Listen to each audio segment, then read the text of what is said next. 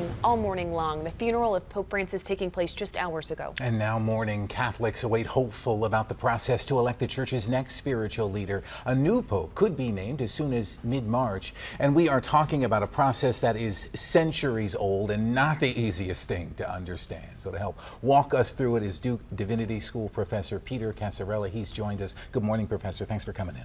Good morning. Thanks for having me, Joel. Yeah, we appreciate having you. We've certainly learned a lot over the last couple of weeks about the Catholic tradition of choosing the next leader with the passing of the People's Pope. Could you help kind of break down that process for us, the timeline, how long it's expected to take, and who makes that decision? Sure. So the norms stipulate that the conclave, the secret gathering of the voting cardinals, must take place between 15 and 20 days after the death of the Pope. So if they follow that norm, the conclave would begin between May 6th and May 12th.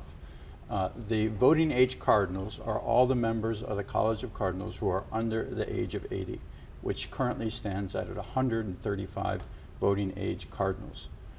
They will be the one that would elect the Pope. They would have 2 votes in the morning and 2 votes in the afternoon. If 2/3 of the voting age cardinals agree on a successor to Pope Francis, then we'll see white smoke, and they'll come out and say, Habemus Papam, we have a Pope. Otherwise, black smoke, and it continues. Historically, the conclaves have lasted between 10 hours and 3 years. In my lifetime, however, it's been a couple of days. So let's hope it follows that pattern. Okay, so let's stay inside the conclave. 135 cardinals eligible to be inside the conclave, inside the Sistine Chapel, making those votes to vote for the next Pope. Does that mean that the next Pope is going, or can only be a current cardinal? No. In fact, any Catholic male who's been baptized is eligible to be a pope. However, most people expect that they will select from the College of Cardinals, and most probably from the voting age cardinals, those who are in the conclave.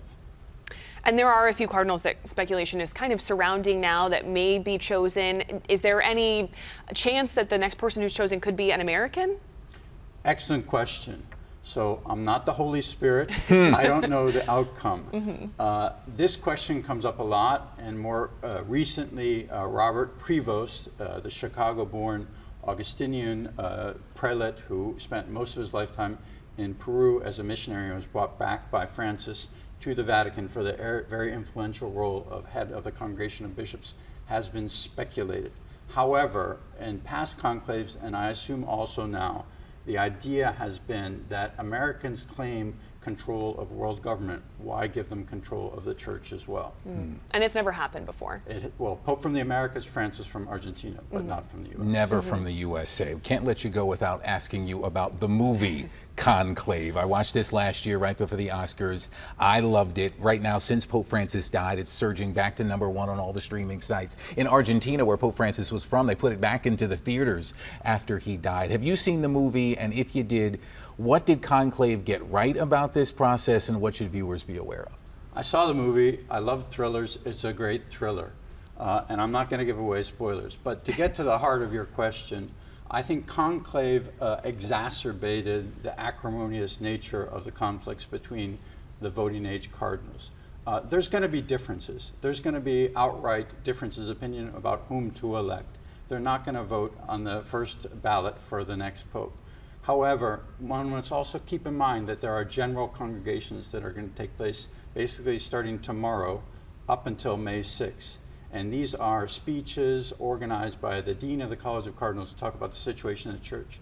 So there's going to be days and days in which they get to know one another and air their grievances. So that by the time they get into the conclave, I expect that there's going to be disagreements and there could be shifts in the vote, but not this kind of outright food fight that you saw in the movie. We won't see Stanley Tucci. No. Maybe not. Maybe not. Professor, thanks. Certainly a process we'll continue to follow closely. Professor, thank you so much for being with us this